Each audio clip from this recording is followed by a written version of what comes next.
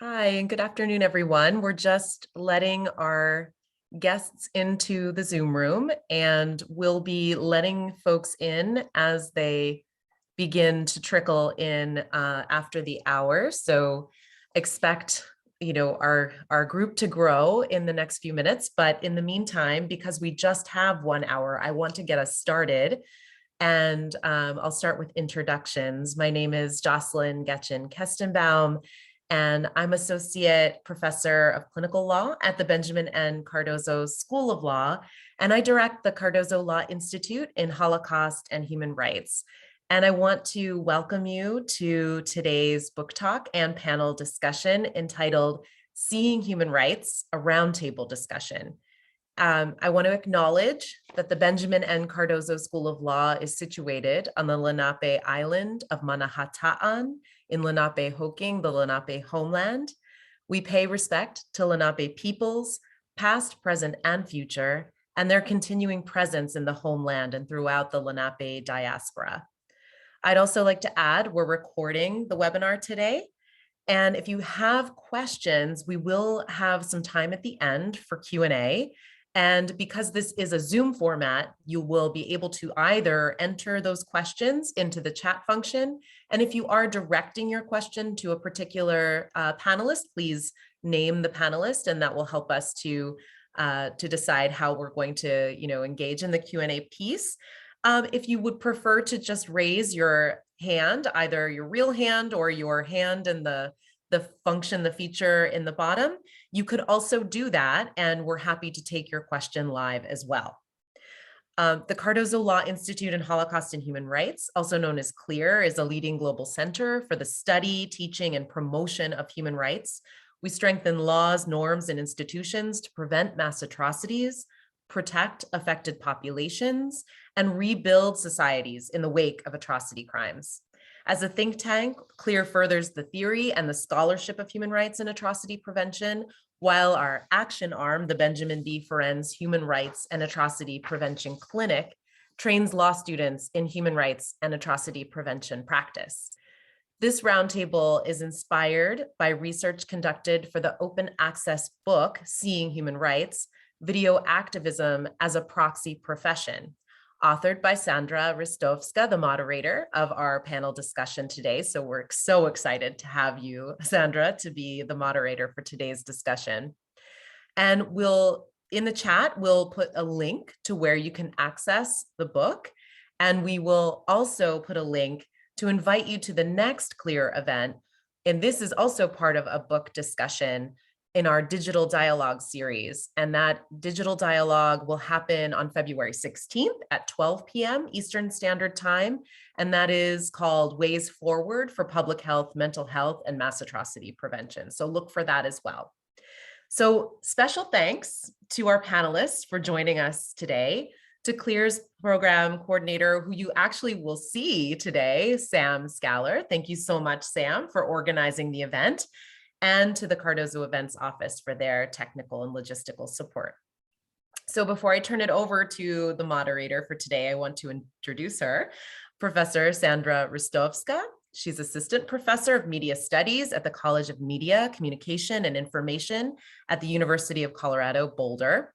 Her research, informed by her experiences as a documentary filmmaker, focuses on the interplay between images and human rights in institutional and legal contexts.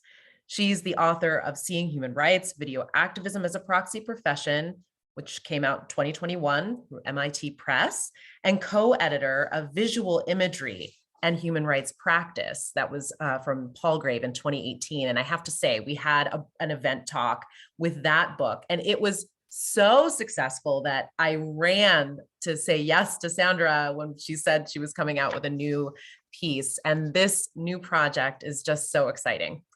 Her new project, Through the Lens of the Law, is supported by a Mellon ACLS Scholars in Society Fellowship and includes a research residency at the Scientific Evidence Committee of the Sciences and Technology Law Section of the American Bar Association. Ristovska, Sandra, has held visiting fellowships with the Information Society Project at Yale Law, where she served as an advisor to the Visual Law Project, the Institute for the Study of Human Rights at Columbia University, and the Center for Media, Data, and Society at the Central European University. So without further ado, I'm going to turn it all over to Sandra. Thank you so much, Jocelyn, for that very kind introduction. And thank you so much to Sam as well for all the logistical support. And without her assistance, we wouldn't have been here. So thank you both so much. It's a pleasure to be back, even in this virtual context, because I do enjoy the engagement of your terrific center and the community and the kind of people that come to your event. So thank you so much. It's a real honor to be here. So I'll share my screen briefly because I'll just situate a little bit the discussion and what I try to do in the book. And then I always said that the main methodological approach in my book is one of what anthropologist John Jackson calls team description. And what does that mean? That when, as researchers, we study phenomena, we study certain things in the world, the best we can do is just be in conversation with the people who do that work. And so the community I study has done a terrific job of self-theorizing, analyzing, explaining, and doing so much work that I just see my book as kind of one slicing of the cake, just one perspective that adds to the big puzzle here of how we leverage video so that we achieve human rights in the world.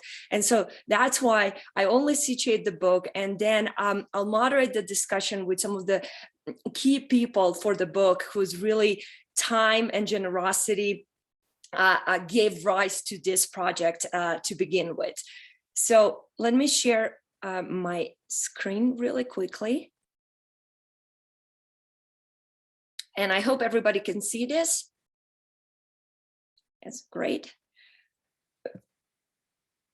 So seeing human rights, it's a roundtable discussion, as I said. This is the book cover. It has a print copy and it has open access edition. So thank you so much for sharing the link for anybody who may be interested. But a little bit of a historical context to start with. Images have long been at the heart of human rights and human rights activism. Media theorist Sharon Slavinsky even argues that the conception of rights didn't emerge from an abstract articulation of an inalienable human dignity, but from a particular visual encounter with atrocities. Mark Twain characterized the Kodak camera as incorruptible in the context of the Congo reform movement. The phrase crimes against humanity was first used in 1890 to describe King Leopold II atrocities in Congo, and the photographs were used as evidence in British Parliament in 1903. The campaign to raise awareness about and provide relief to the survivors of the Armenian genocide was organized around screenings of a film called Ravished Armenia, which were accompanied by a conversation with a survivor. The Universal Declaration of Human Rights was drafted in 1948 in the wake of the mass circulation of photographs depicting the horrors of the concentration camps during the Holocaust. A year later, UNESCO organized a traveling human rights exhibition to visually represent the significance of the declaration. The interlinking of visual imagery with human rights concerns is evident in the work of Taller de Gráfica Popular, a print art collective in Mexico. As early as 1938, TGP produced multiple posters and held public lecture series that supported the anti-Nazi League in Mexico. In 1943, TGP produced a series which included the first known image of the Holocaust outside of Europe, and this is Mendez's renowned linocut that you see on the screen. Fast forward, satellite images were key for revealing mass graves in Bosnia and were used extensively at the International Criminal Tribunal for the former Yugoslavia. Activists and journalists circulated footage online to inform the world about the Saffron Revolution in Myanmar in 2007. And the list goes on and on. My book attempts to show how human rights collectives are borrowing from this long-standing and wide-ranging cultural tradition as they seek to professionalize human rights video activism so they can better leverage video's evidentiary, policy, and advocacy potential in serving human rights goals in the world today. What do I mean by human rights video activism? It's really a various set of practices that document and voice critique against global institutions of civil, political, economic, cultural, social, and environmental justice. So I don't mean just video as the product, but I really mean video as a set of practices. Now, human rights collectives, I use it here as an umbrella term to describe the diverse range of human rights organizations, activist groups, research centers, and networks that constitute today's global human rights movement. My research started in 2012, and it is based on fieldwork, textual analysis of court trial transcripts, documents, and videos, and most importantly, interviews with 60 staffers at human rights collectives and attorneys working at the International Criminal Tribunal for the former Yugoslavia and the International Criminal Court. Now, the central premise is that video is today attaining institutional and legal legitimacy, becoming a form of knowledge that various professions must address in an organized fashion. The growing need for systematic use, verification measures, evidentiary and archival standards, as well as interpretive schemas for human rights video, moves across journalism, the law, and political advocacy, whose professional authority has long had a conflicting relationship with visual imagery. And we can talk more about that in the Q&A if you're interested. Human rights collectives have seen this turn to video as a prosperous moment, adapting and shaping the values and practices central to video activism in ways that propose solutions to current institutional and legal problems. Through systematic approaches to video production, standards, and training, they're professionalizing video activism in ways that video can better play into the institutional and legal channels through which human rights claims receive fuller recognition and restitution. The efforts result in what this book calls a proxy profession that helps put video to distinct policy usage. So without further ado, I would like to introduce you to the panelists who are joining us today. Alexa Koenig is Executive Director of UC Berkeley's Human Rights Center, which is a winner of the 2015 MacArthur Award for Creative and Effective Institutions. She co-founded the Human Rights Center Open Source Investigations Lab and directed developments of the standard-setting Berkeley Protocol on Digital Open Source Investigations, which I'll be sure to ask her about today. Alexa is a member of the AAAS Committee on Scientific Freedom and Responsibility and co-chairs the International Bar Association Human Rights Law Committee, among other positions. She has been honored with the United Nations Association SF's Global Human Rights Award and as a 2020 Women Inspiring Change by Harvard Law School. Her recent book includes Digital Witness with Oxford University Press and the forthcoming graphic. Next is Sam Dubberly, who is the new head of digital investigations at Human Rights Watch and the former head of Amnesty International Citizen Evidence Lab. While at Amnesty, he set up and managed the Digital Verification Corps in the Crisis Response Team.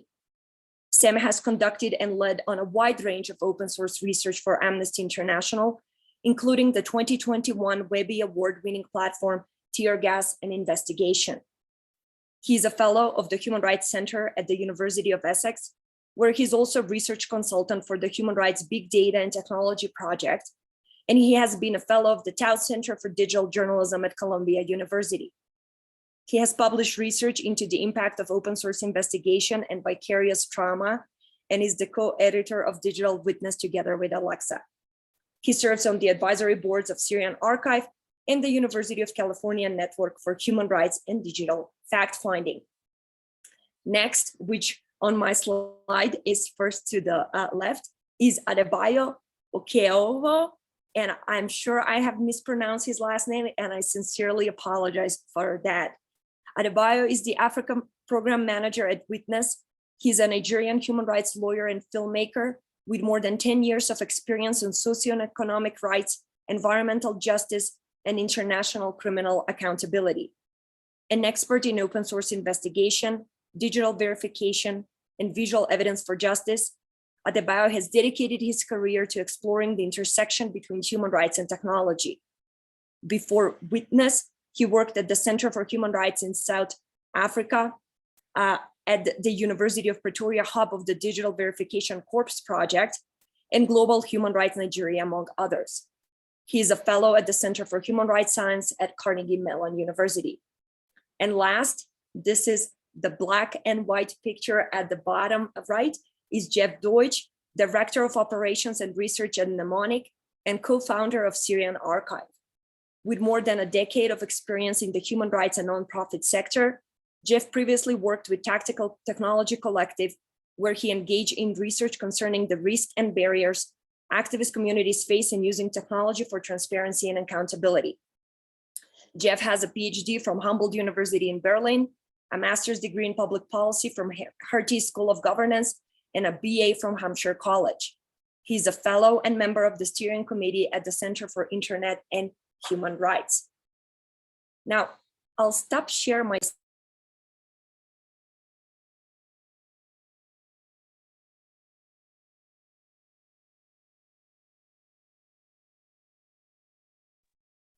Oh, I accidentally muted myself when I said I'll stop sharing my screen for a moment. I apologize. Those are our panelists. And what I was going to say, the way we decided to start with the roundtable discussion is that each of them has 5 minutes opening remarks to give you a sense of the kind of work they do. And they each have a short video clip to show you that exemplifies the kind of work they do. So we'll go in the order that I introduced them, with Alexa starting first. And then once they're done with their presentation, I'll start with a few prepared questions, and hopefully that gives you enough time to think about the questions you want to ask of any one of us. So without further ado, Alexa, on to you. Thank you. And thank you so much for including me in the conversation today. It's great to see so many people I haven't seen in far too long, both on the panel and of course in the room more generally. And congratulations to Sandra on the book. I devoured it once I finally received it and have been sharing it far and wide. Just to keep this very tight, and I apologize in advance, I have to teach right on the hour, actually a class on visual information and ethics, so very related to this topic, but I'll be slipping out quietly a few minutes early. The Human Rights Center, where I have worked for the last decade plus, is a multidisciplinary research center based on the University of California, Berkeley campus. By multidisciplinary, I just mean that we work on issues of human rights concern with people from all different kinds of professional backgrounds, and also students who are learning about those disciplines. So over the arc of our history, we've worked very closely in the fields of law, public health, demography, sociology, journalism, computer science. And one of the really exciting things that I think we've seen develop is this coming together of different fields of practice, particularly around this idea of how can you have greater human rights impact by leveraging the extraordinary technologies, the new and emerging technologies that we are all witness to today.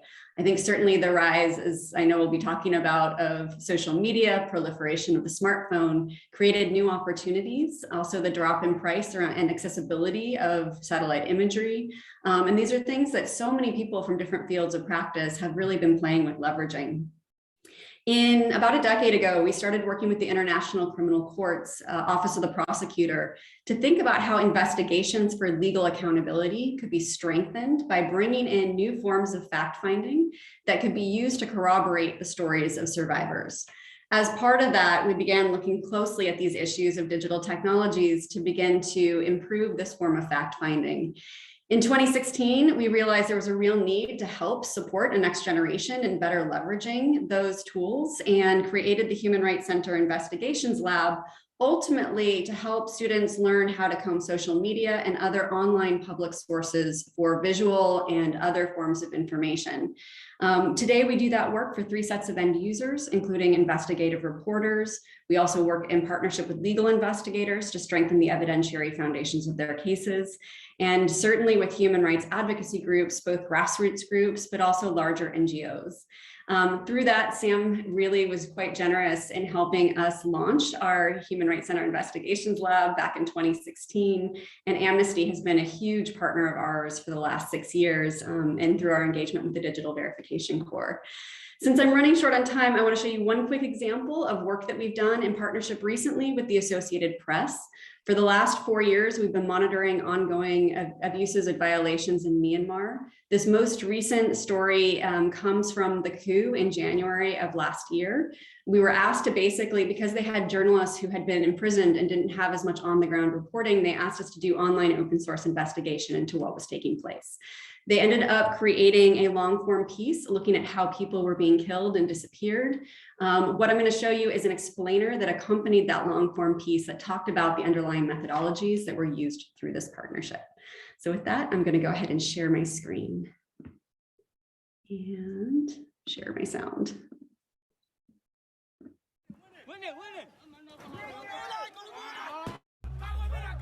More than 800 people have died in Myanmar since the military takeover in February. 17-year-old Ja Min Lat was one of them. His death is among a string of incidents where security forces have grabbed people off the streets, some never to be found again. The tactic has been used in Friends would walk up to me and just be like, Lovely. "What the f is in your mug?" And I would just tell them, "It's mud." This is an interesting, I've never had this happen. I was drinking tons of coffee. Before. Let's skip and other that. conflicts worldwide to create fear and anxiety among the population. What is new is that this is taking place on the street and in public view. Normally, this kind of enforced disappearance takes place at night in the shadows without any public awareness of it. Together with UC Berkeley's Human Rights Center Investigations Lab, the Associated Press analyzed photos, video, and social media posts and identified more than 130 cases where security forces have beaten, mutilated, or snatched bodies. Witnesses and family members have corroborated several of the accounts. So this shows all of our incidents that we've identified. Our initial collection was roughly 2,000 to 3,000 tweets over a span of about 2 months. And so from there, the challenge is just working through the large volume of posts. So many people are retweeting and reposting the media that's originally circulated. And that in and of itself presents a lot of challenges when it comes to verifying the material, because there will be different claims of what's going on in the video based on who's posting it, based on when it was posted.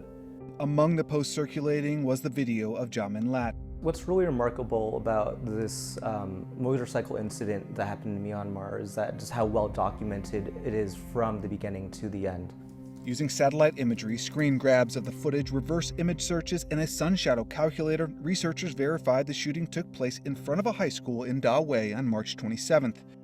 The incident begins at 10:38 a.m. with the sound of gunshots captured on CCTV. 16 minutes later, the first image surfaces on social media. The post mentions that a man was taken by the military and asks if anyone recognizes the bike. Within 2 hours, this CCTV footage is shared widely. The picture showed the same fence where Ja Min Lat was shot while riding with 2 other men on a motorcycle. The bike is later left in the same position captured in the photos. When the teen's bodies returned to his family days later, the official death certificate states he died from falling off a motorcycle. Another photo posted by a local news outlet shows a large wound in the teen's neck. Human rights experts say the trove of videos and images from Myanmar could serve another purpose as well. If individuals who are committing that crime can be identified, it puts them at great legal liability in terms of crimes against humanity. While Ja Min Lat's family was able to hold a funeral, the military has cremated or secretly buried an unknown number of bodies. After a 13-year-old boy was killed by a stray bullet, his family refused to turn him over to authorities. Instead, they hid the body and cremated him the next day. David Martin, The Associated Press. Okay, so hopefully that gives you a taste of some of the methodologies we're using in training students on. For the sake of time, I will pass it back to Sandra. Thanks. I think Sam is next, and this is the perfect segue to the kind of work he's been doing. Thanks, Sandra. And yeah, just to echo what Alex said, thanks for inviting me into this conversation, and so great to see so many friends that I've not seen for so long on this panel. I'm looking forward to hearing what everybody has to say. So yeah, I'm gonna, as I've just started at Human Rights Watch, I don't have any examples from Human Rights Watch to actually provide you yet. It's my 8th day at Human Rights Watch, so I'm going to have to leverage on my past and speak a little bit to some of Amnesty's work that we did together. And I think there's a really interesting kind of segue and differentiation in the work that Alexa showed, which looks at a very specific geography over a very specific time, and as opposed to what I'm going to show you, which actually is slightly different, because I think the other thing that video and photographs allow us to do now, with the fact that everybody around the world, a large percentage of people around the world, have these phones in their hand and have the internet connectivity, is it allows also to draw thematic comparisons between abuses, human rights abuses in different parts of the world. And you mentioned in the introduction the fact that we have this tear gas platform, which actually leveraged on the research of Alexa's team at Berkeley, and also Bio's team when he used to be at the University of Pretoria, and the rest of the Digital Verification Corps. So the Digital Verification Corps was set up in 2016 by Amnesty to address the challenge of scale. So, you know, Amnesty as a wealthy human rights organization still had the challenge of how to address the challenge of scale. And this was, you know, in particular looking at the Syrian conflict, which Jeff will talk about, so I'm not going to mention at all, but in particular looking at the fact that, you know, you're only 2 or 3 researchers in an organization who can you know, go around the amount of videos that are out there today, and that's only grown, you know, since 2016. That's only grown. So we realized also that as a large human rights organization, it was Amnesty's role to give back to the human rights community and train people in sourcing videos, in verifying videos that were posted onto the social web by witnesses to events in a large number of cases. So the DVC is what DVC allowed Amnesty to do, was then to address the questions of scale. So in thematically, obviously subject-wise, you know, Syria was a big issue. It's interesting also looking at what Alexa showed from Myanmar, how, you know, Amnesty's approach was to use the DVC in the immediate aftermath of the coup in February and March of last year to show the scale of killings that were happening. But it was very much a cursory look at the widespread nature of the killings, and not going in depth. And I think it's really interesting to compare how, you know, in the immediate instance, an organization like Amnesty can call out what's happening. And we issued an open source investigation which looked at over 50 killings across the country, in Yangon, in Mandalay, in Naypyidaw, etc. And it's also interesting to see then how you could then go back, and this is what the video allows us to do, and go back and do these kind of full depth investigations that you saw from Devon and Brian in that video. But also the thematic side. So what we did with Digital Verification Corps in tear gas was then look at different instances around the world, 50 different countries where tear gas was being misused. Actually, Rahini Har, a colleague of Alexa's at Berkeley, kind of asked me the question, like, shouldn't you do a map of where tear gas is being used correctly rather than a map of where tear gas is being misused? And then we realized we probably didn't have many instances for the map, but it was a good thought. But so that was a great, really successful methodology in which we invested quite a lot of resources. And then the question was like, well, surely we can do this in other instances. And this is where the video I want to show you comes in. And we did exactly the same methodology with the misuse of batons. So, you know, a less maybe attractive or thought of issue, you know, police carry batons, so not to hurt people, right, to be less violent. But there are huge issues with the police misuse of batons around the world. So I'm going to share my screen just to show the platform before I show the video, if I may, because I think it helps. And I'll drop, after I've spoken, I'll drop the link into the chat. I need to actually hit share. There we go. So you can see actually this is the platform we looked at, where you're looking at the misuse of batons and related equipment all around the world. And you can see the different range of countries, and we're able, thanks to video and open source investigations, to actually go and look into. And these are depicted issues of batons. And I think one thing we could potentially discuss as the conversation goes on is, you know, how do you make a judgment looking only at the video that you're actually seeing a human rights abuse? And this is something we're kind of thinking about quite a lot when we build this platform. So we managed to look at, thanks to the digital verification core and actually looking at the use of video at scale, look at instances of abuse or in these different countries. And I'm going to show you one of the videos from Colombia. And you'll see this doesn't show very much. And I'll talk about why we made those decisions that we made afterwards. But this is an issue of the protests in Colombia in May of 2020, where there was massive repression of the protests in the streets of all over the country, in Bogota, in Cali, et cetera, all over the country for about a 2 to 3 week period. So it's a 30-second video. I just wanted to show you very quickly, and hopefully there's no adverts.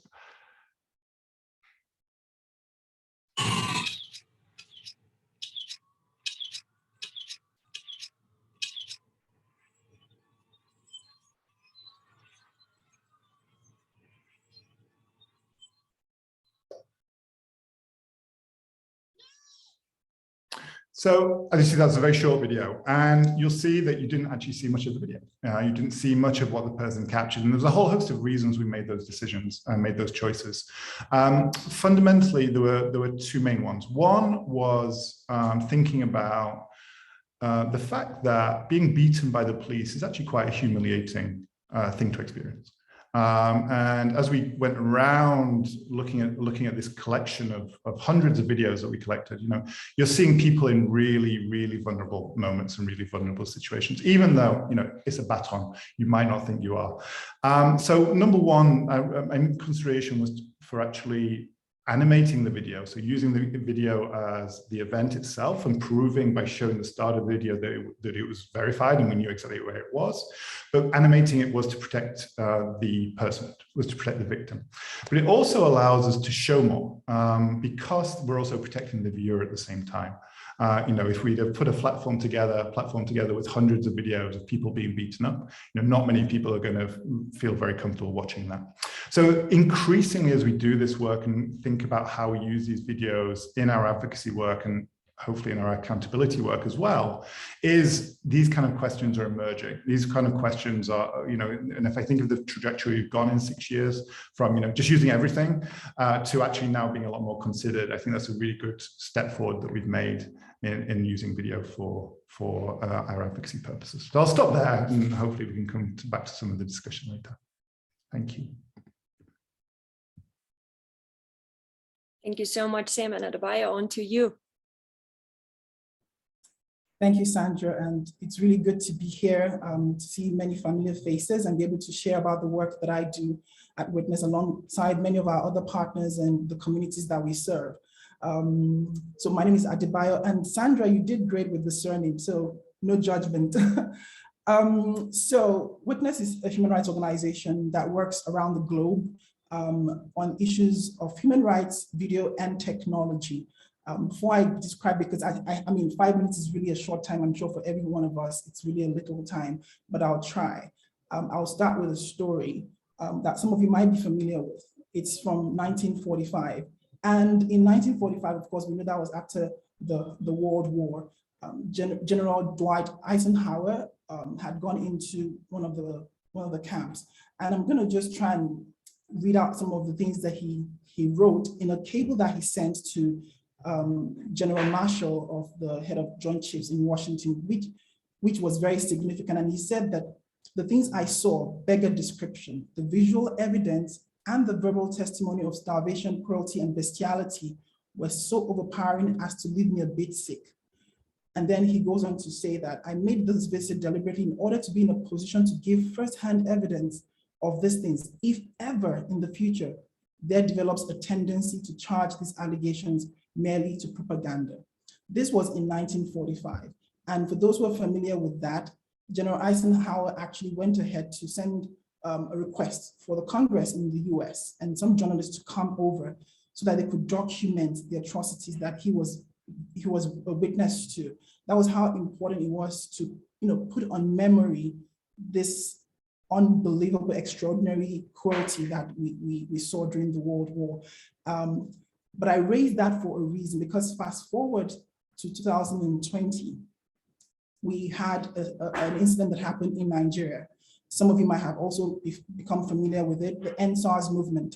which came to a halt after a very tragic onslaught by the Nigerian army on unarmed peaceful protesters on the 20th of October, 2020. And here is a quote by somebody who was brave enough. Her name is Catherine Ude. She's also known as DJ Switch.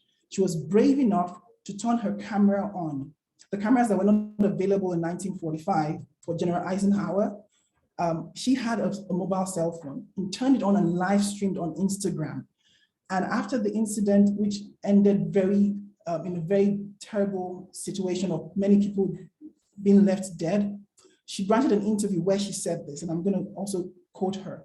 She said, "So let's make sure the world sees this, so they don't change the story and tell people that we killed ourselves.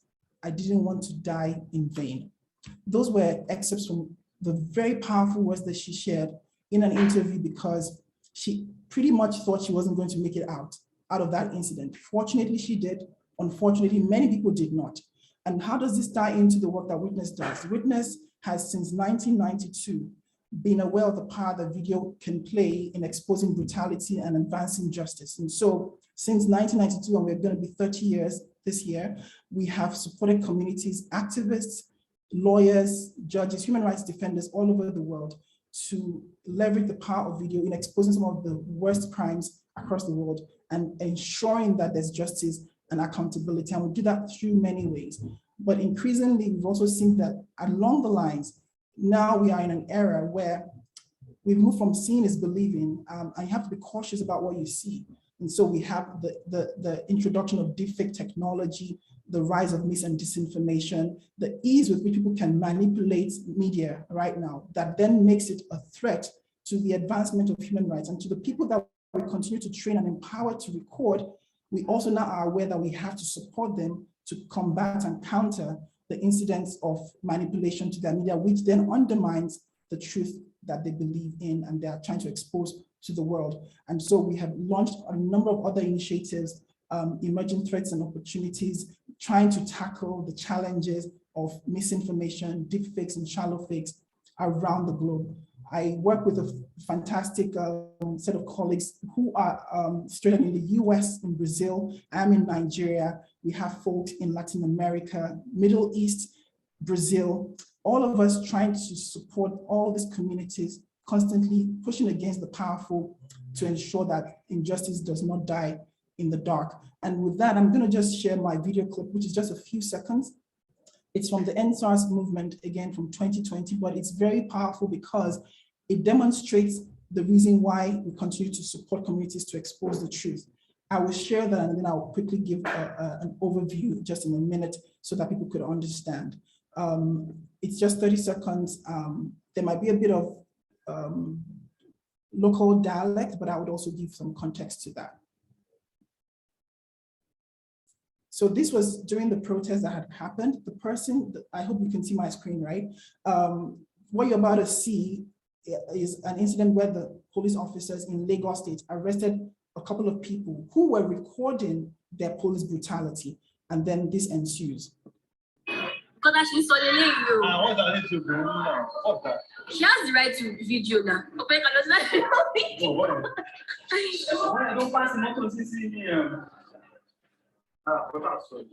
They're beating now. Imagine. They're beating now.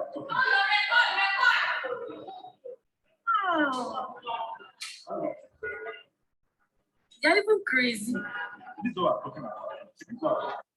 So what you just saw there was an instance where people had been filming and unfortunately were actually being arrested because they were exposing the brutality of the police officers themselves. Two women in that video, one, her name was Treasure Onduka, and we got to speak with her. You can't imagine the amount of torture that they subjected them to while in the police station in custody, right down to stripping them naked, and such inhumane treatment that they were subject to. However, they were filming, they got arrested. But this video that was documented by someone on the balcony of their own building helped to trigger a huge move on social media where people were demanding for these two ladies to be released. And then in the moment when we spoke with her, she then shared this very critical example of what that video did to getting her released eventually. They already sent like some army people there to get my release, but they refused them access. Whereas that were sent from the whole NSARS, yes, from FK and me, they refused them access to me as well. The personal lawyer that was sent from my friends as well, they refused them access. They were like, there's nobody there. My mom stood there from the beginning, from when she saw the video till late evening, and they still refused access. They were like, there's nobody by that name here. Wow. So if the video was not there, nobody would know that I was inside, if not for if not the people that already saw me. There's so many cases of people that actually just stay there and nobody knows about them. They get killed and nobody knows about it until like years later. So I'm just grateful for the person that made the recording. Right. And so that really summarizes the reason why we do this, because she had the opportunity to get out because there was video evidence to that effect. I would stop here because I know I'm out of time, but I'm sure there'll be opportunity to share a bit more later on. But thanks, Sandra, for this opportunity also. Thank you so much, Bayo. And on to Jeff. Perfect. Can you hear me? Perfect. Okay, great. Thanks so much, and congratulations again, Sandra. This is like awesome, and I haven't had a chance to read through all of the book, but I'm very much looking forward to doing it over the next couple of weeks. It's really great to be here with Alexa and the Human Rights Center at Berkeley, Sam in his new Human Rights Watch position, and formerly through Amnesty, and of course with Witness, with whom we've worked like extremely closely over the last many years. I guess I'll just start our story. We started our work in 2014 or so with Syrian Archive.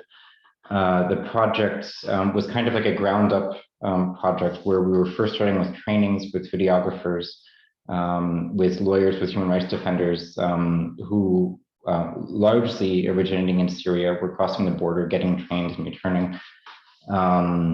During these trainings, and I'll show a video in a second, so I'll try to keep this quite short.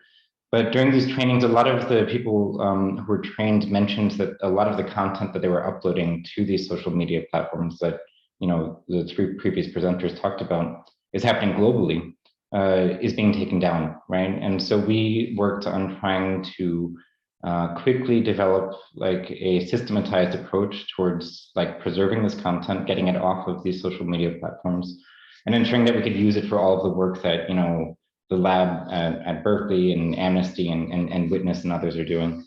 So I'm just going to show a quick video now. And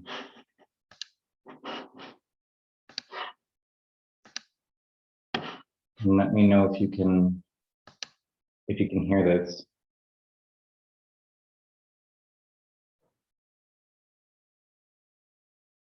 Can hear the sound, Jeff.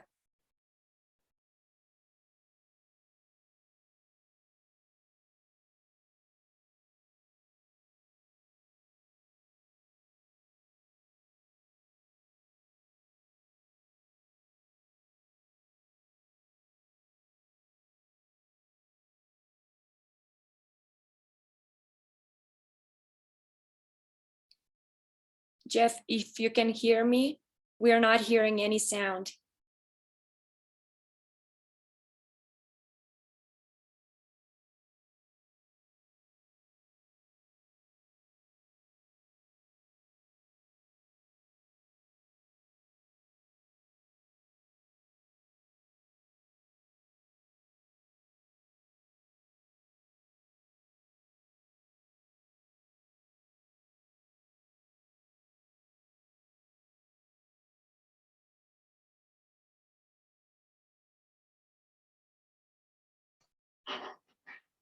So I'm not sure how to show the audio on this. Is perhaps Sandra, is this something that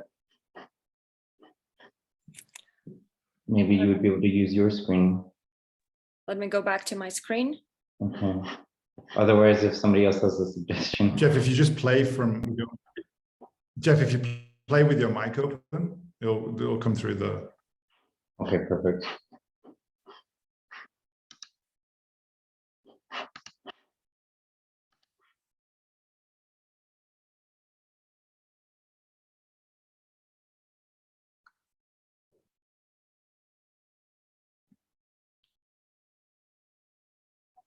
Actually, it doesn't seem to be either. Sorry, bad suggestion. Is that coming in or no? No, let me try from mine. Okay, perfect.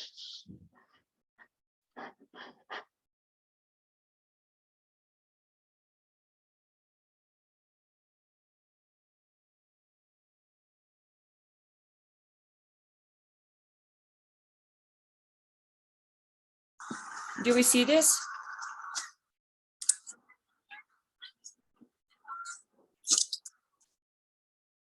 I'm gonna stop just to make sure that the sound is coming through.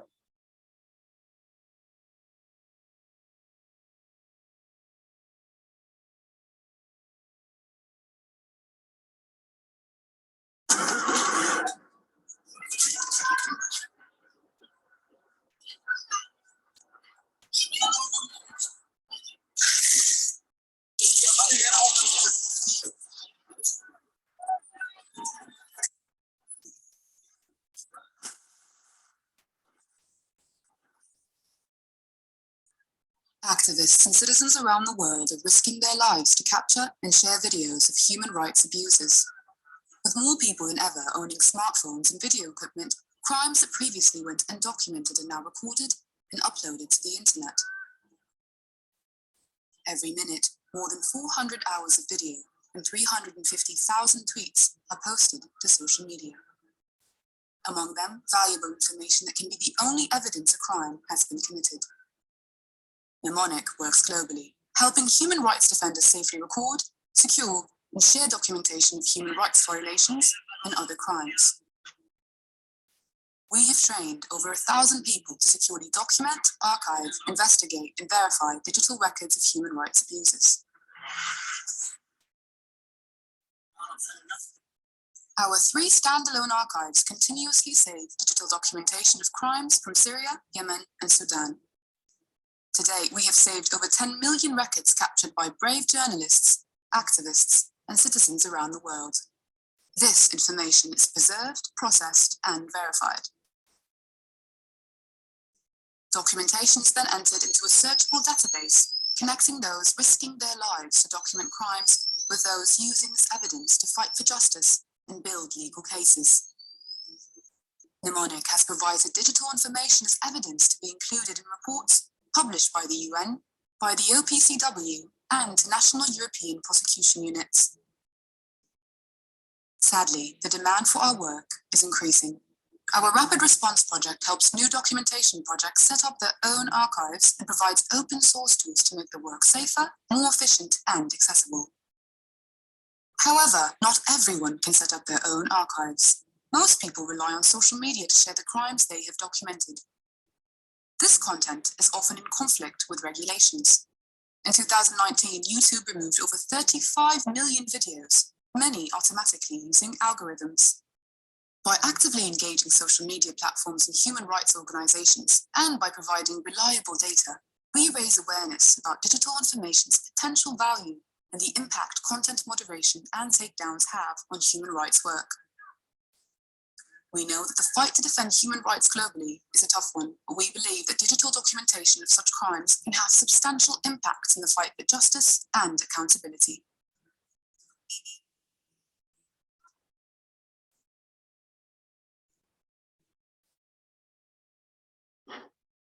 Perfect, thanks. And I'll hand it back because I know we are very short on time for questions and discussion. Thank you. As you can imagine, this is such a rich topic with this organization and these people doing terrific jobs. So we're just like scratching the surface. Here's what I propose. I'll ask each of them one question, starting with Alexa, because I know she has to leave. And in the meantime, maybe you can type in your questions in the chat so we can have like a lightning round at the end to try to address some of the questions you have of your own.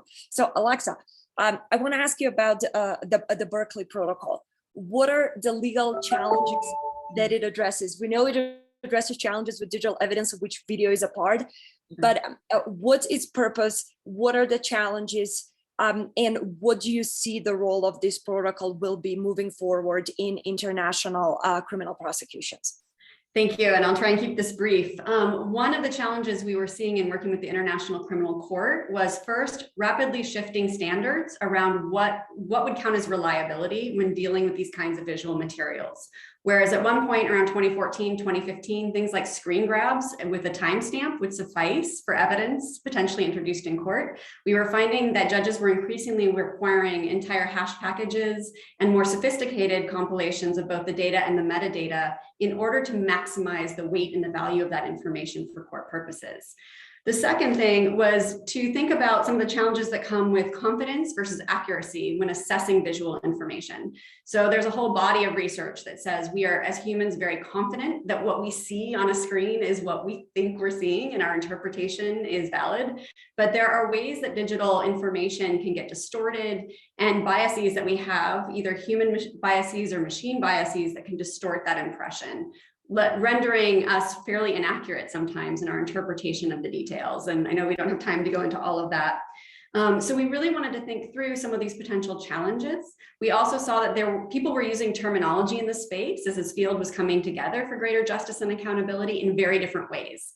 So we decided to host a workshop in 2017 where we pulled together partners at Witness, at Mnemonic, at Amnesty, et cetera, as well as the Office of the Prosecutor, to talk about what was needed next to increase the potential utility of visual information that people were sometimes risking their lives to capture, where they wanted legal justice. How do we make sure that this becomes more effective? There was a series of cases where judges at the ICC had said, open source information will never be primary evidence. And it took a while, I think, to realize, at least for myself, that what they were talking about was something very different, an earlier generation of open source information, which is predominantly the reports put out by groups like Amnesty and Human Rights Watch, where they aggregated details and facts about conflict. They were not sharing the names of the sources with good reason for security, et cetera. And the judges, the investigators were getting super frustrated in legal accountability processes, going, this is almost useless to us. They were trying to introduce these reports as evidence, and the judges were like, this is not evidence. This is secondhand material. So I think what they weren't talking about, and what we're increasingly seeing the utility of, are things like videos shot by perpetrators themselves that they put up to YouTube, to Facebook, et cetera. And original first-person commentary and observations that then, of course, we have to go through the careful processes of how to verify the authenticity and reliability of this information. So in sum, the protocol was really set up to bring some standardization to the space and to help judges and people who are newer to this and the introduction of this kind of content into legal process for international criminal reasons, how they should be thinking about it, how they should be collecting, preserving, and introducing the information for maximum value. And I'll put the link to the protocol and more information in the chat. Thanks. Thank you so much. And I'll ask a more philosophical question of both Sim and Adebayo. Sim, when you and I talked about the Digital Verification Corps program and the Citizen Evidence Lab, you used this word which struck with me, that both of these projects have a public function. And why it struck me is because video has long been assumed, the history of video and video activism has long been assumed to have a public function. Even if we go back to the 60s and 70s, video could not have survived without public funding. So there is this kind of history that there is something about video that could serve a public function. And in a way, when you told me that as your intention, as your vision for what these two platforms were doing, I was like, this is where the history connects, obviously, you know, when we're doing an analysis. So I want to ask you to reflect a little bit as to what is the public function of both the DVC and the Citizen Evidence Lab as you see them. And Adebayo, I love that you showed an example with somebody recording from the balcony of their apartment, because that's the origin story of Witness with Rodney King. And, you know, something that I talk about in the book, when that happened, journalists were very hesitant to use these materials. And Poynter Institute is on record in '95 saying it's hard enough for journalists to monitor the work of other journalists, but when you add to that the work of amateurs, the situation becomes impossible. Okay, fast forward when Amnesty International sets up the Citizen Evidence Lab, 2014, Poynter Institute says Amnesty International is in the verification game, and that's great news for journalism. So journalists, in a way, kind of didn't think this was going to be as important as Witness, but Witness saw that it was the effective power of the tape that really could play a difference in the fight for human rights. Now, you're a lawyer, but you're also a filmmaker, so you know text and you know visuals really well. So I want to ask you, what, based on your experiences, in your view, makes video a unique form of knowledge that is complementary to text, but in a lot of ways different from text, that makes it such an important tool for human rights? I can dive in while Bio thinks about the answer there, because I think it requires a bit of reflection, whereas mine doesn't so much. I think, yeah, I kind of alluded to it in my little kind of intro, where the purpose of setting up the digital verification core was kind of threefold. One was selfish. One was really kind of looking selfishly at how Amnesty could really integrate content into its work itself. The other was very much the kind of public-facing idea, as your question asked, which is really about how can we transfer these skills into a greater community, because the idea of using video to actually kind of tell people what's going on in the world, a bit like the Rodney King video, has grown so much, and the skills required to actually look at this content and actually do something with it have to grow with it, right?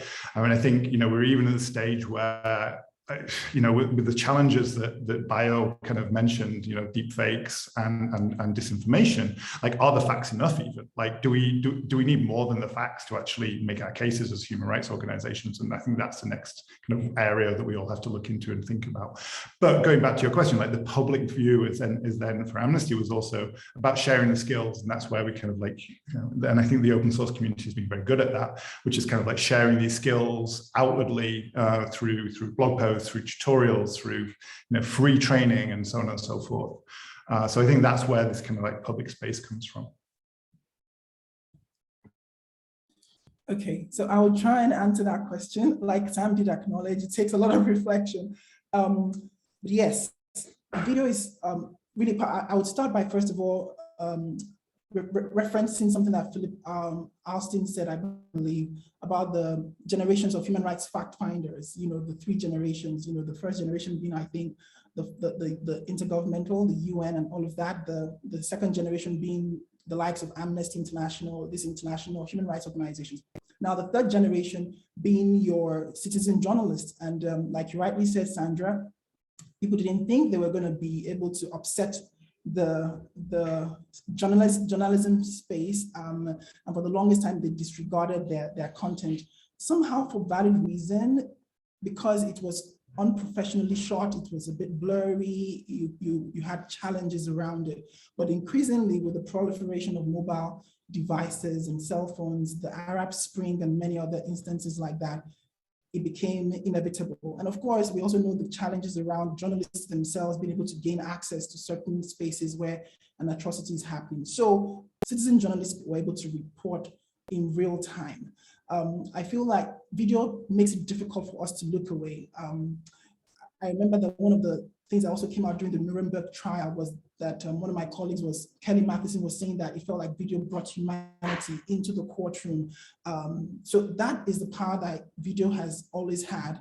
And that is the reason why many of those that commit atrocities try not to be filmed or to be documented.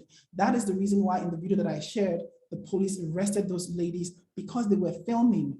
That is why in countries like Nigeria and some other parts of Africa, and even in the US, where you have the rights to record that has been affirmed, police officers still do everything possible to either seize and confiscate this equipment, to avoid these videos from getting out, deleting the footage and the likes. And then even body cams, they don't release the footage sometimes, or they edit it and release some half-baked videos. That is because they know that video makes it difficult for people to be able to look away. Which is great. But then, like I mentioned as well, and like Sam also has underscored, we are at the point where video is great, but then it's also facing the threat of increasing manipulation. The democratization of manipulating tools that people can now have access to just by the click of a download button from the App Store is very concerning. Gone are the days when you have to be very skilled to get into Adobe, Photoshop, or whatever to manipulate. But then now, just downloading something from the Google Play Store or the App Store, you can actually sit on your phone and manipulate something, make it go viral, and cause a lot of damage. So yeah, people respond a lot to video, but then the lawless plays catch up. And so that's why the work that Alexa has also tried to do with the Human Rights Berkeley, the Human Rights Center at Berkeley, to try and standardize this issue is very important. Otherwise, we'll just be groping in the dark and trying to find how we navigate that space. I hope that at least tries to answer that question. Yes, of course. And it was a hard question and a very philosophical, as I said. Quick thing, Jocelyn just informed me we can go 10 minutes over if people have questions so that they don't feel like they missed on an opportunity to ask us. And I'm so glad, Baya, for everything you brought up, because there is something about video. Media theorist Amit Pinchevsky, for example, talks about that the videotapes of the Holocaust survivors were actually critical for coming up with trauma theory, both in like the scholarly tradition, but also in the clinical tradition. Because when we think about trauma and what was central was what was unsaid, the gestures, the silences, the pauses in that speech, and the analysis of that is really what led to clinician coming up with what PTSD is. And that was really accessible on the video, because that's something that is edited out when we just looked at transcripts. So there is something very powerful about video, and I very much appreciate your reflection, even though I put you on the spot right there. Jeff, for you, I just want you to elaborate more, because Syrian Archive and Mnemonic have done a terrific job around what we would call information policy about video, because people a long time assumed you just upload to YouTube or Facebook and then you inform the world about the injustice. But your organization has really tracked and documented that these platforms take down some footage. Now, for those who may be wondering, why would YouTube or Facebook or any of the social media platforms take down footage that is of potential human rights concern? Could you explain a little bit more and elaborate on the work you're doing and how you go about addressing some of these challenges or trying to talk to some of these social media companies? Yeah, sure. Maybe echoing on what was just said on the last answer in terms of these like first, second, third generation of documenters, right? And in closed societies, right, where you don't have these UN groups, these amnesty groups, these human rights watches, you know, being able to go in, you really need to, as was said, you know, rely on this user-generated, you know, content.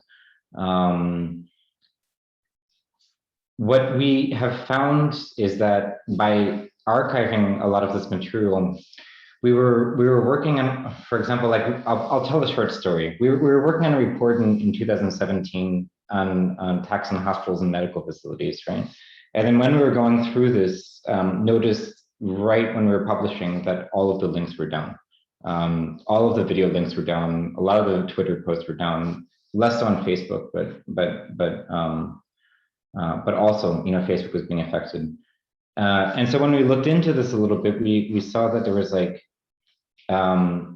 corporate policy changes in terms of the types of content that was allowed to be online and offline. And this was largely due to pressure from Western governments, from US, from European group, you know, governments from Australia in 2017 or so, to restrict a lot of this material that was supposedly like terrorist or violent extremist content, right? Because a lot of this content is quite graphic, you know. A lot of it might violate particular terms of service, but what we're also seeing is that there are particular groups that are being given a, you know, terrorist designation, and this has an impact in terms of these channels, these sources being removed. You know, material that might be, you know, potentially useful, as Alex was saying, in a legal context. And to give one example of what that looks like, I mean, last year, under the Trump administration, the Houthi group in Yemen, right, was designated as a terrorist organization. And so then we saw all of these channels being taken down, 200,000 videos being removed. We'll be next week releasing a report that's looking more in depth at some of this data. But when you have a designation coming from either the UN or US or different you know, countries, then this has an enormous impact in terms of the types of documentation that can happen from this third generation, you know, that we're talking about of documenters. So we talk with platforms, we talk with multi-stakeholder forums like GIFCT, and others to try to like provide some input in terms of the potential negative ramifications of restricting access to this content, working with groups like Witness, working with groups like the Human Rights Center at Berkeley. I hope that answered the question a bit. Yes, of course it does. And as I said, we're only scratching the surface with all these questions and answers. So I want to give it over to some of our audience questions. And Alexandra has a question, which I believe is for everybody. So whoever wants to jump on this. The question is, how do you integrate approach and practice positionality and reflexivity in your work?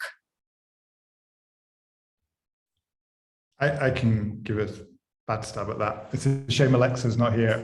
I think because I'd highlight her research that she's done with Dara Murray and Yvonne McDermott on exactly this, really, in some of the questions around bias. But I think, you know, I started talking about that a little bit when we were looking at the Batons project and how, like, obviously, you know, generally as a, I don't know, my own belief, let's put it that way, at least, is like you see a video of you know, a police officer beating somebody up in a protest, and you're like, that's human rights abuse.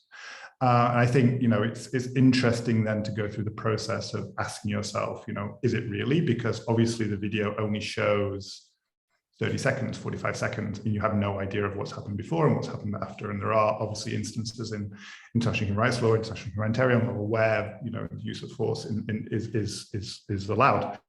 And I think, you know, we have to keep that in check all the time, and we have to think about that all the time.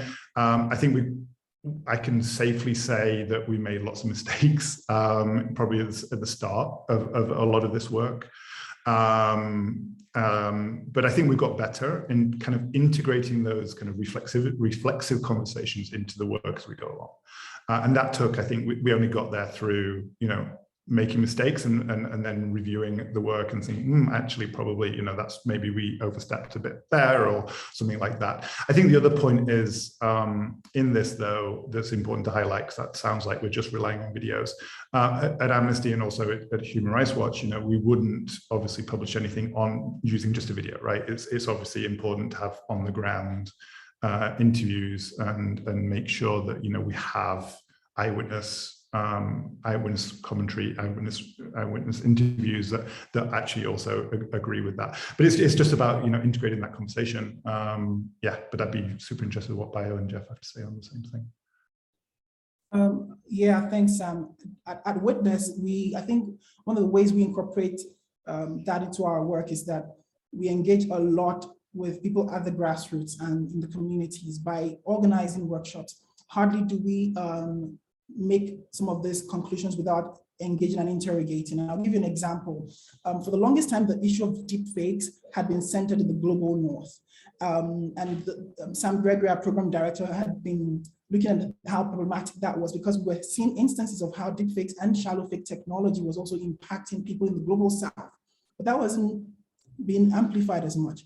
So we started about 5 years ago now to organize workshops and convenings where we went to Brazil, we went to South Africa and other places to bring together experts at those places and listen and learn and be able to take the lessons from those places to influence what the policies are at Twitter or any other tech company that is making certain decisions that might ultimately harm, that the technology might ultimately harm the progress of human rights. So we're constantly reflecting on these issues through listening. In fact, we have a strand in our work called learning and sharing. And the learning part is us getting down to the grassroots, listening closely so that can influence even the work that we do increasingly going forward. I hope that does help and answer the question. And just to be super short, because I know we're really like short on time at this point, I would say first, like most of the people who are working on the Syria program are from Syria. Most of the people who are working from Yemen are from Yemen, on Sudan are from Sudan, right? So we're trying to always connect with people who are familiar with and from this context, understand what's going on. In terms of positionality, we also try to take an impartial approach. Unlike, for example, some of the work that Amnesty is doing, which looks at a broad range of particular patterns of abuse in a variety of contexts. We're looking at very particular contexts, right? And so we'll look at, within the Syrian context, crimes committed allegedly by all perpetrators, right? So we're not only looking at particular types of perpetrators, particular types of crimes. And we try to do this in a lot of the contexts in which we're working. Maybe I'll just say that in my own work, I approach this both as a scholar and a filmmaker, but also somebody who was born and raised during the collapse of the Yugoslavia and watching the war unfold right there. So being from that region and now having some kind of distance from that region, to me is always kind of the interplay, what it is that the law can do, what it is that we can do on the level of law and advocacy, and what it is really that we need cultural shifts. The war is long gone and over. We even had International Criminal Tribunal to investigate the crimes that happen in the region, but the region is still drowning in some of the problems and aftermath of the war. So for me, when thinking about video, is always thinking about, okay, what it is that we can do and that we can task the law to do, and that this organization can do on the policy and legal realm, and what it is that we need to be pushing on and insisting on happening on the cultural and political realm that can really contributes to human dignity and justice in the world. And on that note, I just want to thank again all the panelists. Thank you so much for coming here and sharing your experiences. Thank you so much, Sam and Jocelyn. And thank you all much for all of you in the audience for patiently staying even longer than what was planned. And I'll give it over to Jocelyn if you want to just close this. I just want to say thank you to all the panelists, to Sandra. Don't forget, the book is open access. You can read everything, all of its contents free online and at the link that we gave. And just, stay tuned for additional events that we're hosting the rest of this semester. And I'm hopeful that we'll be back in person in the near future. But in the meantime, we'll keep you abreast through these webinars and Zoom events. So thank you so much, everyone, for attending. And thank you to Sandra and her panelists for this wonderful event. Have a great afternoon.